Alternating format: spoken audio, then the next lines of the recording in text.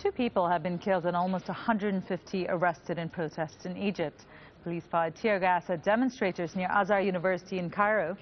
Supporters of the Muslim Brotherhood called for demonstrations after Friday prayers. Now, this follows the arrest of 23 people allegedly linked to the group, which has been declared a terrorist organization by the interim government. Let's now go straight to Cairo. Peter Greste is live for us there. Peter, firstly, can you update us on the situation? Yeah, well, as you've already said, there are at least 147 people who've been arrested. 2 people have been killed in clashes between the protesters and the police, and at least 3 police vehicles are on fire. We understand that protests are taking place right across the country.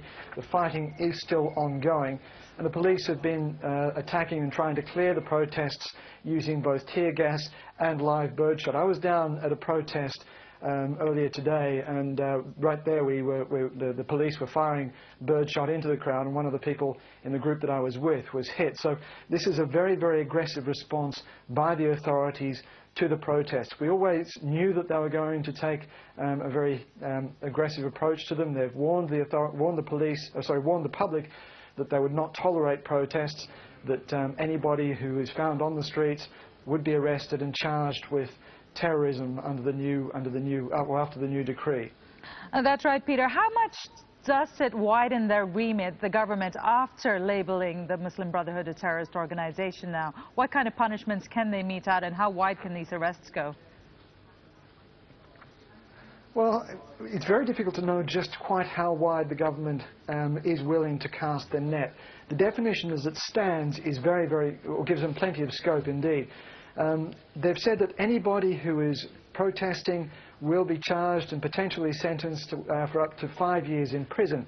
Anybody who is distributing leaflets or seen as promoting Muslim Brotherhood ideology can be charged with promoting terrorism ideology, and again sentenced to 5 years in prison.